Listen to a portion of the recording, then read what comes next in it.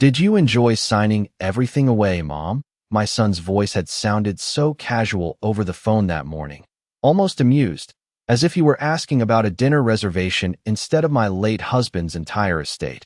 And I remember standing there in my kitchen, one hand still wrapped around my coffee mug, trying to understand what he meant because I hadn't signed anything, not a single document. Not in the weeks since Harold passed, not in the months before that when he was still reminding me to double-check every piece of paper that crossed our table. And yet Daniel had chuckled softly, like I was being forgetful, like age had finally caught up to me, and said, "We'll go over everything at the meeting," before hanging up, leaving behind a silence that didn't feel like confusion, but something heavier. Something that pressed against my chest as I gathered my purse and car keys and told myself there had to be a simple explanation, that maybe he was referring to paperwork I'd reviewed, but not remembered, that grief could blur things, that losing a husband of 42 years could make even the most careful woman doubt her own memory. And that was the thought I held on to as I stepped out into the cool morning air, the kind that still carried a hint of spring even though the calendar insisted it was late March. The driveway stretching out in front of me just as it had for decades. The same house Harold and I had built together, every brick and window chosen with care, every inch of it tied to a life that now felt like it belonged to someone else. And I remember pausing for a second before opening the car door, just a second, because something inside me hesitated, like a quiet voice I couldn't quite hear, and that's when I heard it, Margaret Collins, a man's voice, rough but steady, calling my name as if he'd known me for years, and I turned, instinctively, scanning the street until my eyes landed on him standing near the sidewalk, his clothes worn and layered against the morning chill, his beard untrimmed, his posture tired but his gaze sharp in a way that didn't match the rest of him. And for a moment, I thought he must have mistaken me for someone else, because men like him didn't usually know women like me, not by name, not with that kind of certainty. But he took a step closer, just one, careful, as if he didn't want to startle me, and said, "You shouldn't go to that meeting." And there was no hesitation in his voice, no uncertainty, just a quiet conviction that made my fingers tighten around my keys, and I felt a flicker of irritation rise in me. The kind you feel when a stranger oversteps, when someone inserts themselves into a moment that doesn't belong to them. And yet beneath that irritation was something else, something colder, because he hadn't just called my name. He had known where I was going, and I found myself asking, before I could stop myself, "Do I know you?" And he shook his head slowly, almost sadly, and said, "No, ma'am, but I knew your husband." And the way he said it, not past tense exactly, not like a memory, but like something still present, made the air feel heavier, made the morning feel less like a routine errand, and more like the beginning of something I hadn't been prepared for. And I should have walked away. I should have gotten into my car and driven off and dismissed him as just another man trying to make conversation. But I didn't, because Harold had always told me to pay attention to the moments that didn't make sense, the small disruptions that didn't fit the pattern. And this didn't fit, not at all. And as I stood there, halfway between my car and the life I thought I understood, the man looked at me with an intensity that stripped away any illusion of coincidence and said, very quietly, "They've been preparing this for months, and if you walk into that meeting without knowing the truth, you won't walk out with anything at all."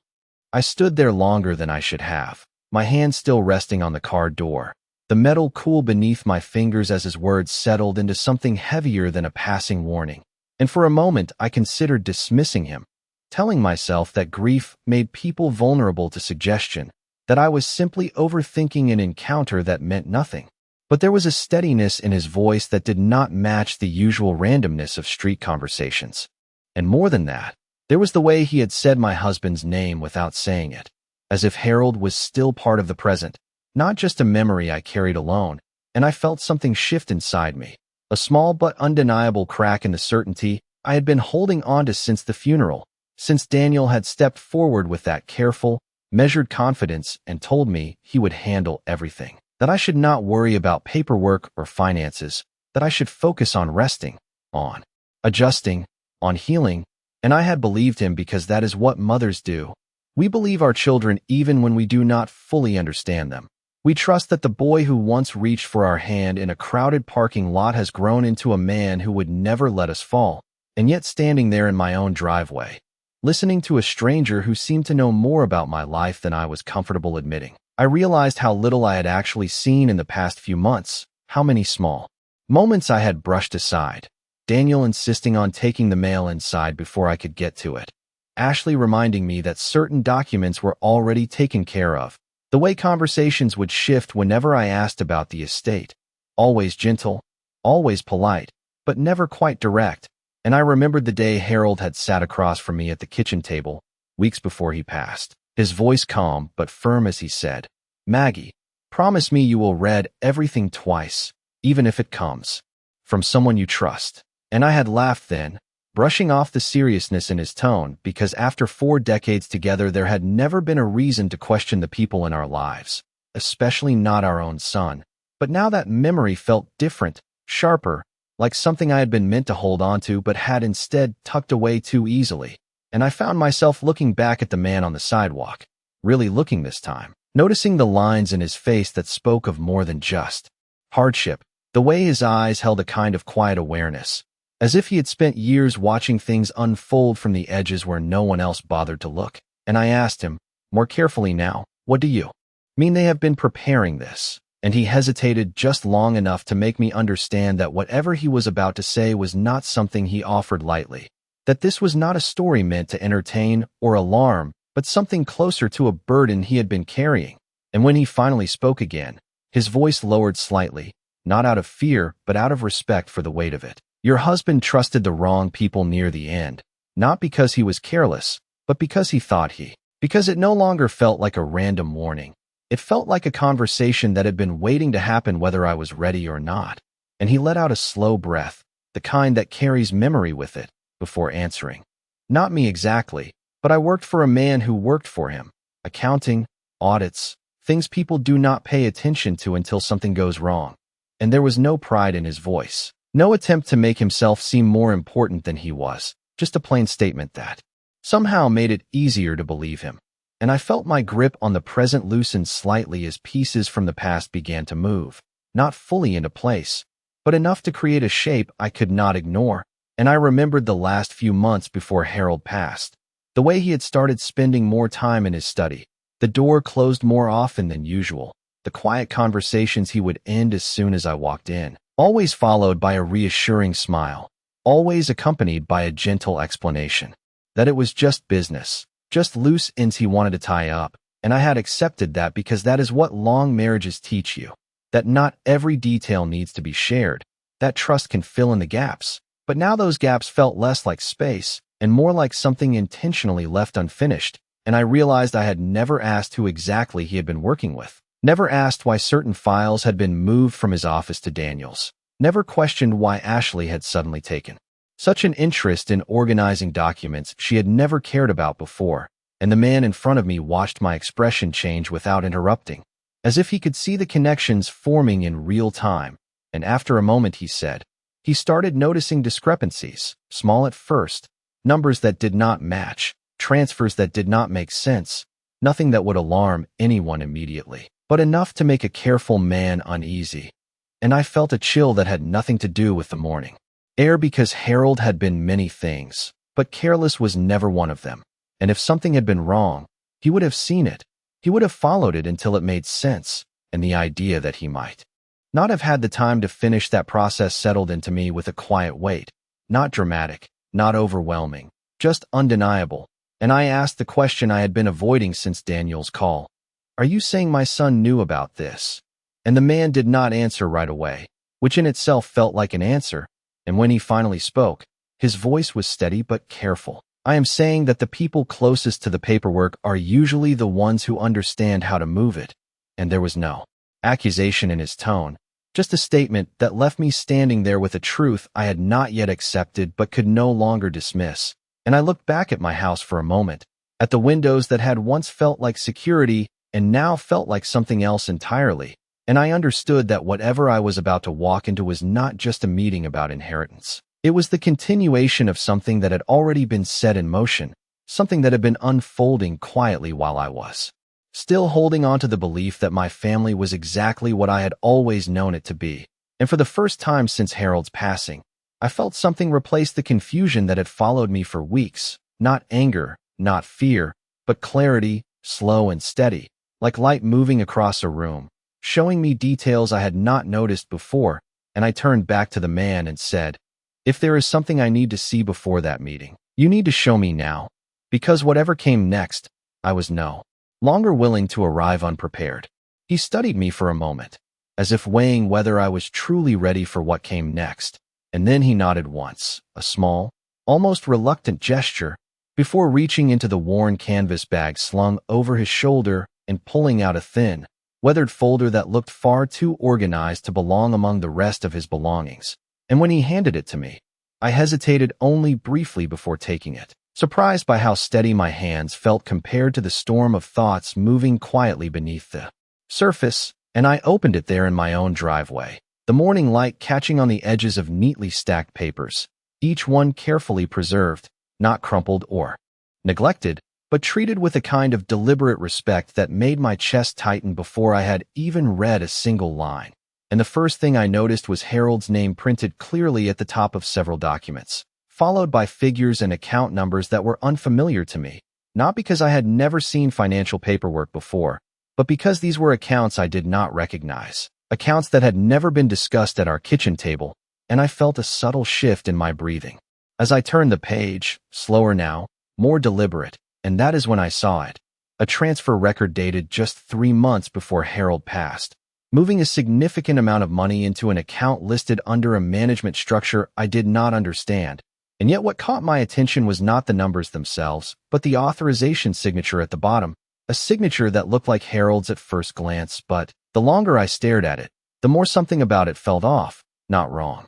In a way I could immediately explain, but not right either, like a familiar voice heard through a wall, recognizable but distorted, and I found myself tracing the line of the ink with my eyes, remembering how many times I had watched Harold sign his name over the years, always with the same controlled motion, the same slight pause at the end, and this lacked that pause, that certainty, and I felt a quiet realization settle into place, not as a sharp shock, but as a slow, undeniable understanding, that something had been done in his name that he may not have fully approved, and I turned another page, then another, each document revealing small inconsistencies that, on their own, might have been dismissed as routine adjustments, but together formed a pattern that was impossible to ignore, a pattern of movement, of redirection, of careful repositioning that suggested intention rather than oversight. And I became aware of the man standing a few feet away, watching not with urgency, but with patience, as if he had already gone through this process himself and knew exactly how long it would take for the truth to reveal itself.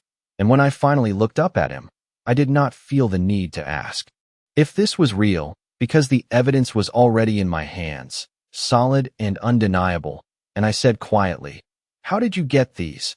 And he answered without hesitation, "Your husband asked for an external review when he started seeing things he could not explain.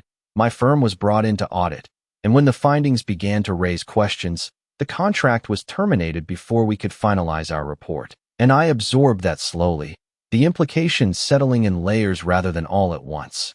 Because it meant Harold had known, at least partially, that something was wrong, that he had taken steps to investigate, and that those steps had been interrupted, and I felt a brief, sharp ache at the thought of him facing that uncertainty alone, choosing not to burden me with it, perhaps believing he would have time to resolve it himself.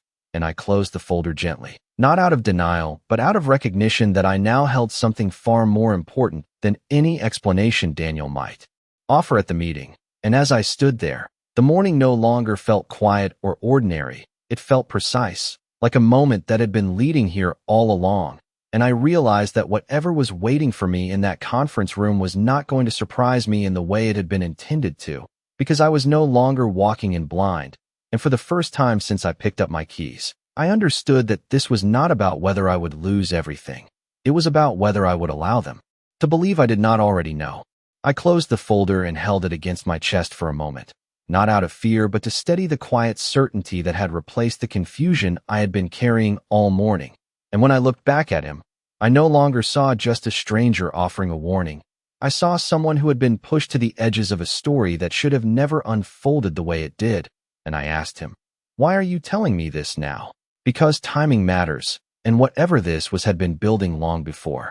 Today, and he gave a small, almost tired smile before answering.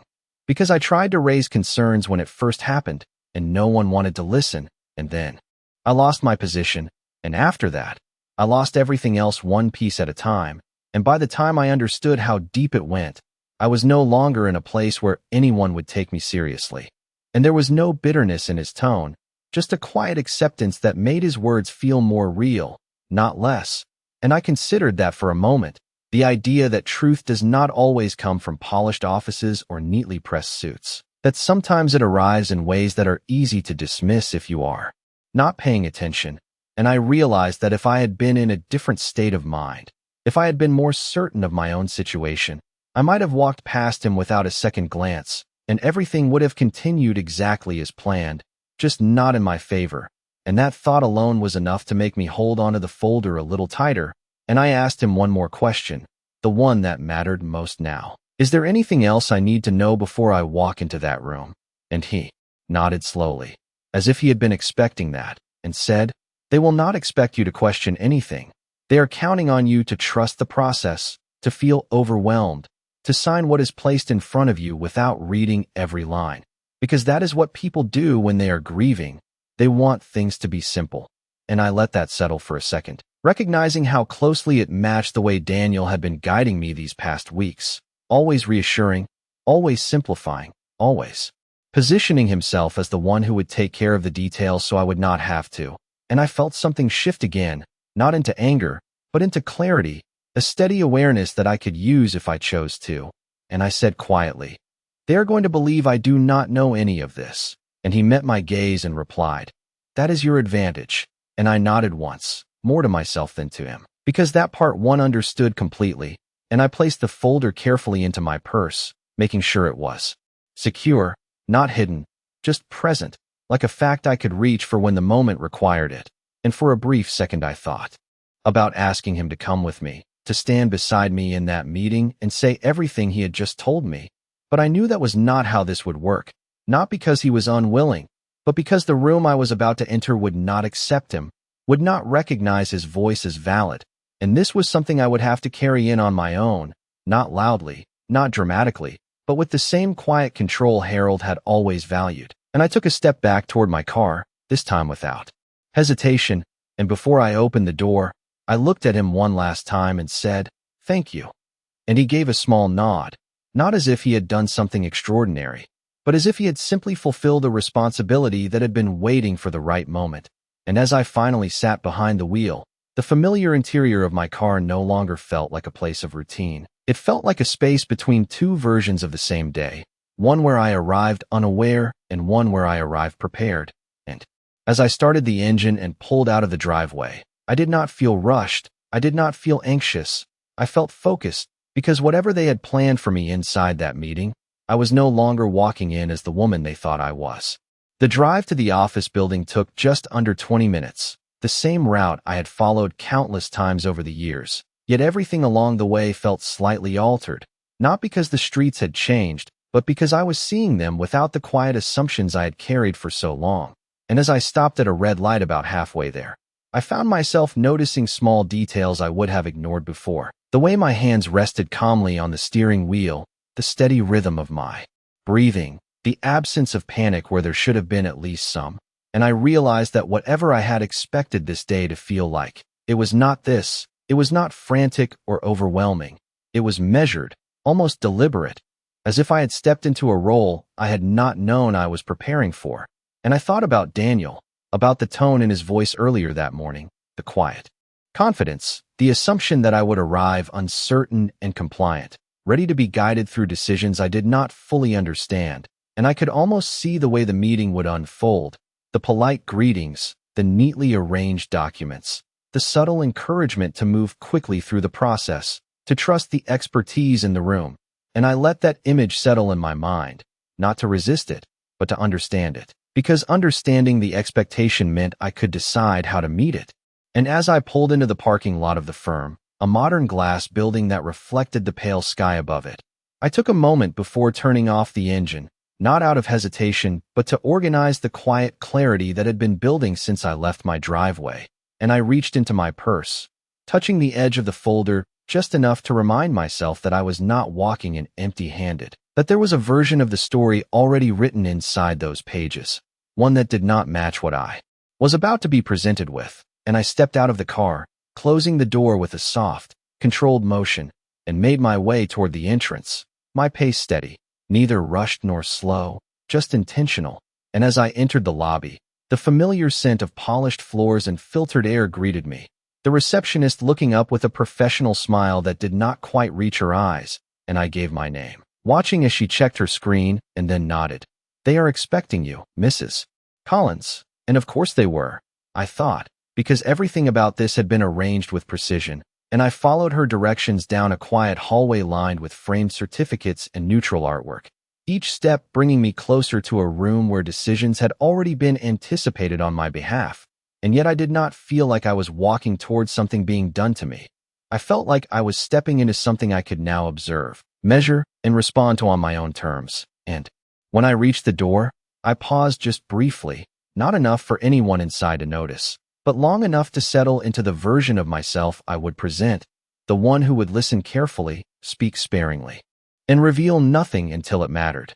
And then I opened the door and stepped inside, carrying with me not just the memory of Harold's voice or the weight of the documents in my purse, but the quiet certainty that whatever they believed about me when I walked in would not be the same when I chose to walk out. The room was already arranged in a way that felt intentional, not welcoming but controlled. A long polished table at the center, chairs placed with careful symmetry, documents stacked neatly in front of each seat. And as I stepped inside, I saw Daniel first, standing near the far end with that same composed posture he had perfected over the years, his expression softening just enough when he noticed me, as if he were stepping into a role he had rehearsed. And beside him sat Ashley, her hands folded lightly on the table, her smile polite, measured, the kind that existed more for appearance than warmth. And there was a man I recognized as the attorney, rising slightly from his chair as I entered, offering a courteous nod that suggested professionalism but not familiarity, and I returned it with the same calm neutrality, taking my seat without hesitation, placing my purse gently beside me, not drawing attention to it but aware of its presence. And for a moment no one spoke, the kind of brief silence that usually signals the beginning of something routine, something expected.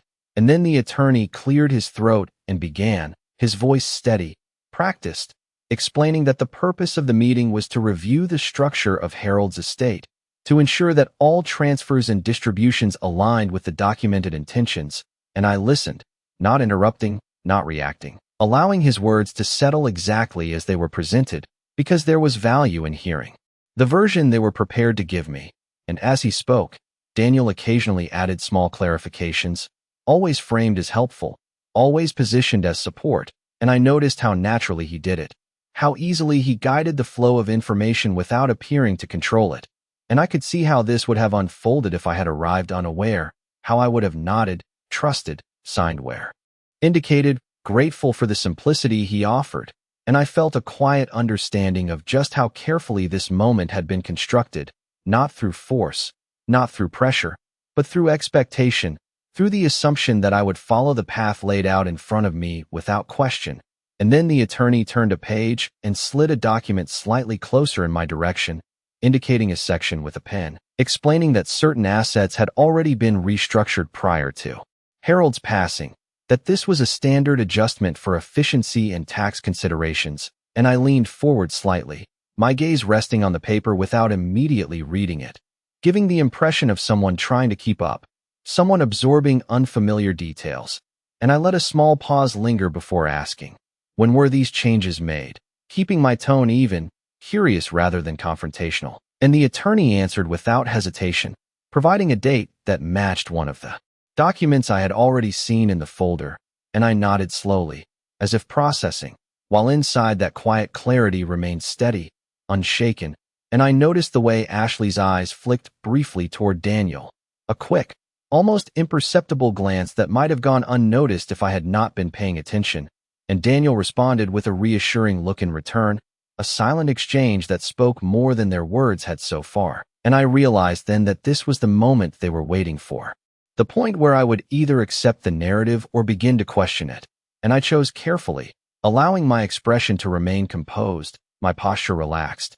And I said, "I see," in a tone that revealed nothing, not agreement, not doubt, just acknowledgement. And I watched as a subtle ease settled over the room, as if my response had confirmed what they had expected all along, that I would not challenge what was being presented, that I would move through this process exactly as they had planned, and I let that belief take hold, because for now, it served me better than any immediate reaction could. And as the attorney continued, outlining the next steps, the signatures required, the formalities that would complete the process, I listened with the same quiet attention, already aware that the real turning point of this meeting had not yet been reached, but was approaching, slowly, deliberately. And when it did, I would not need to raise my voice or disrupt the room to change its direction. I would only need to choose the right moment to speak. The attorney's voice continued in that same steady rhythm, outlining procedures and formalities as if everything had already been agreed upon, as if the outcome of this meeting was simply a matter of completing what had been set in motion long before I walked into the room. And I allowed myself to follow along just enough to maintain the illusion, nodding at the appropriate moments, glancing at the documents as they were presented, my fingers resting lightly on the edge of the paper without turning the page too quickly, because there is a difference between reading and appearing to read, and I needed them to believe I was doing the latter. And as he reached the final section, he placed a pen carefully beside the document in front of me, a small, deliberate gesture that carried more weight than any of his previous explanations, and I noticed how Daniel leaned back slightly in his chair, not in relaxation but in quiet anticipation, his expression composed but his attention fixed on me in a way he likely thought was subtle, and Ashley mirrored that stillness, her posture unchanged but her eyes no longer moving between the pages, now focused entirely on my hands, waiting. And I understood then that this was the moment they had been building toward, not the explanations, not the reassurances, but this simple act, the expectation that I would pick up the pen and complete the process without hesitation. And for a brief second, I let my hand move toward it, just enough to confirm what they already believed. And I could almost feel the tension in the room shift into quiet certainty, the kind that comes when people think they have predicted the outcome correctly.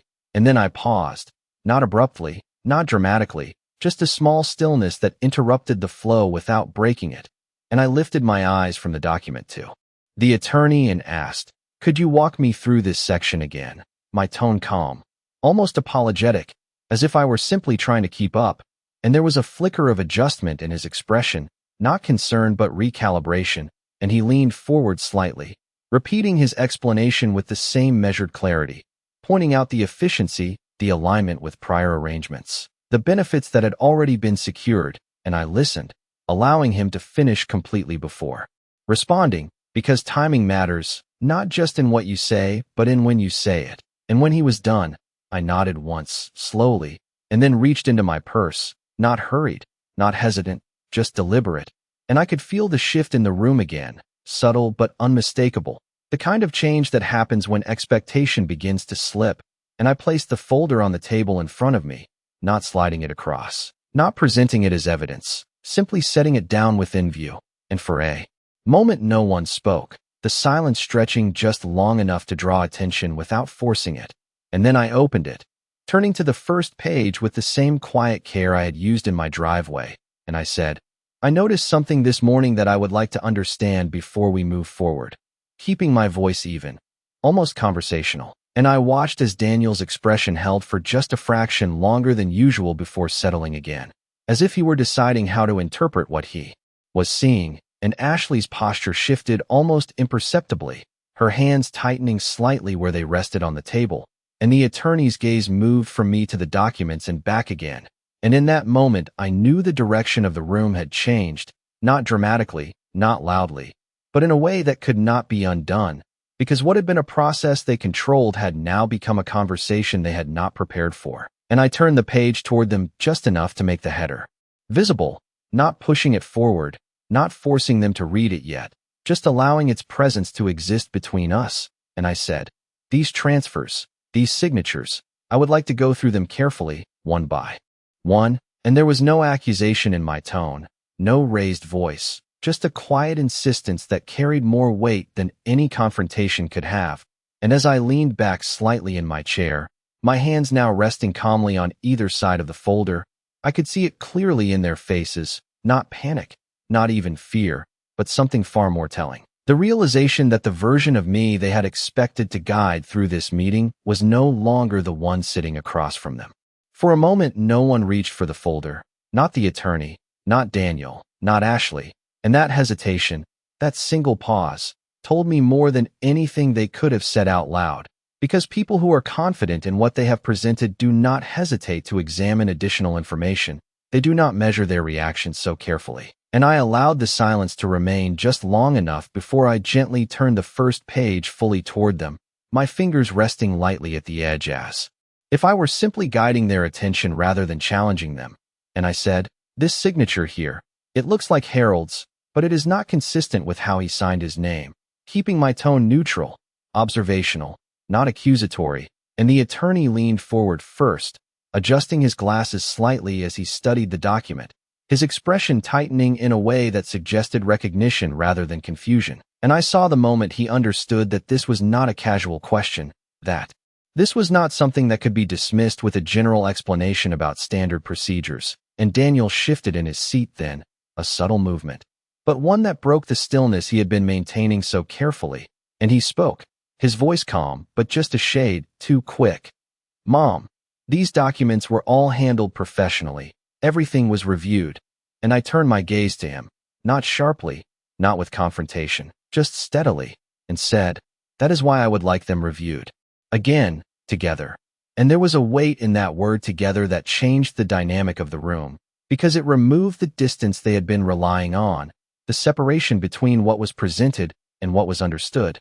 And Ashley's hands tightened slightly where they rested, her composure still intact but no longer effortless. And the attorney cleared his throat, flipping through the pages with more attention now, more care, and as he moved from one document to the next, I could see the pattern revealing itself not just to me, but to him as well, small inconsistencies aligning into something that required explanation rather than assumption. And I did not rush him.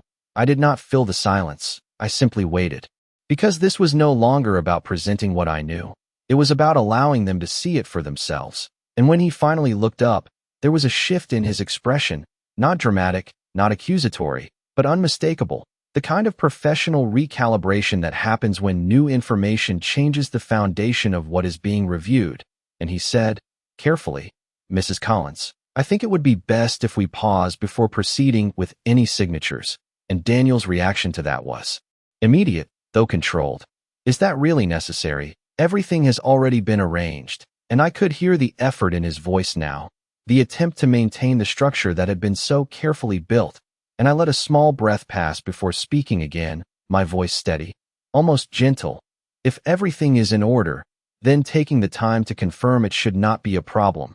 And I met his eyes as I said it, not with accusation, not with anger, but with a clarity that did not allow for easy dismissal. And in that moment I saw it, not guilt, not even fear, but the realization that the outcome he had expected was no longer guaranteed, that the path he had prepared was no longer the one we were following. And I closed the folder slowly, not to end the discussion but to mark the shift that had already taken place, and I said, "I am not signing anything today." Not as a declaration of defiance, but as a simple fact, and the room seemed to settle around that decision, the tension no longer hidden beneath politeness but present in a quieter, more honest form. And as I reached for my purse, standing with the same calm I had carried in, I understood something with a certainty that did not need to be spoken, that whatever they had planned had depended entirely on who they believed I was. And now that that belief had changed, everything else would have to change with it.